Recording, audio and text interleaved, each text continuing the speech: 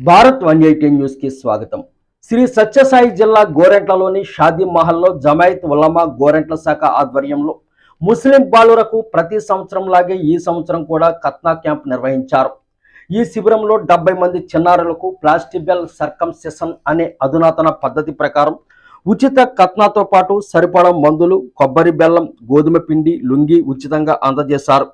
ఈ కార్యక్రమంలో జమాయత్ ఉలమా గోరెంట్ల శాఖ అధ్యక్షులు మౌలానా షఫీవుల్లా, డాక్టర్ మసూల్ తాహిర్ అహ్మద్, ధర్మవరం ఉపాధ్యక్షులు మౌలానా అబ్దుల్లా, ఉపాధ్యక్షులు మౌలానా ముజీబ్, మౌలానా అక్బర్, రియాజ్, మహజీబుల్లా, నౌషాద్, జావీద్, కలీం, మునాఫ్, ముస్తుఫ్, ఇసాహక్ తదితరులు పాల్గొన్నారు.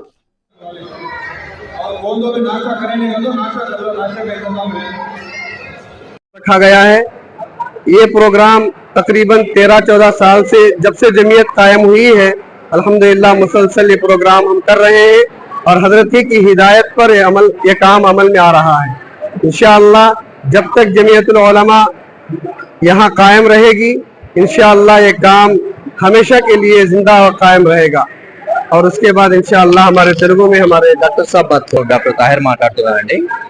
ఈరోజు జమియతుల్ ఉలమాయే హింద్ గోరంట్ల వాళ్ళ తరపు నుంచి ముస్లిం చిన్నపిల్లలకు ఖత్నా అంటే బొడుగులు సర్కంసెషన్ కార్యక్రమాన్ని ఫ్రీగా చేపట్టినారు.